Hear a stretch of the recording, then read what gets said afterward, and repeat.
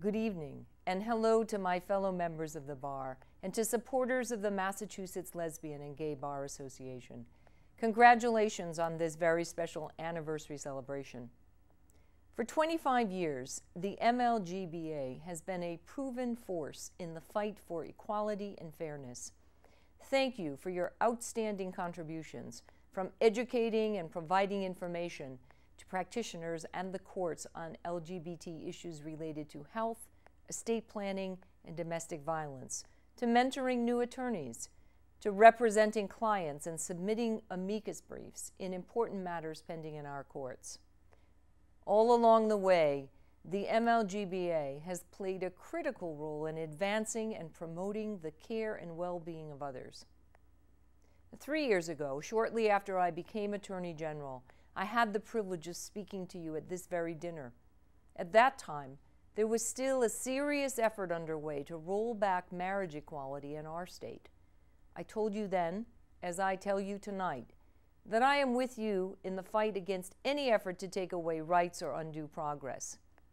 Thanks to so many of you, the institution of marriage is alive and well in Massachusetts, and we are stronger and better for it.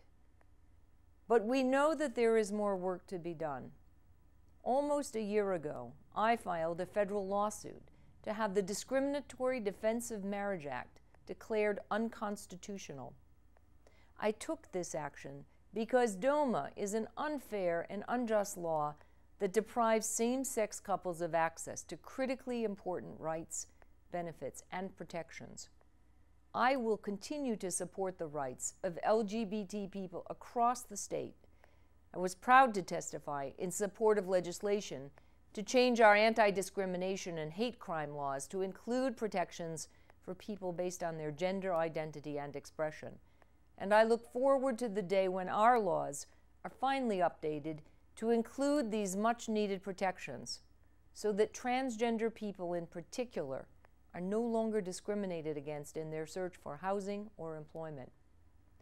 LGBT people continue to be the subject of discrimination and mistreatment. Over the past 3 years, our office has sought and obtained multiple civil rights injunctions against people who commit hate crimes against LGBT victims.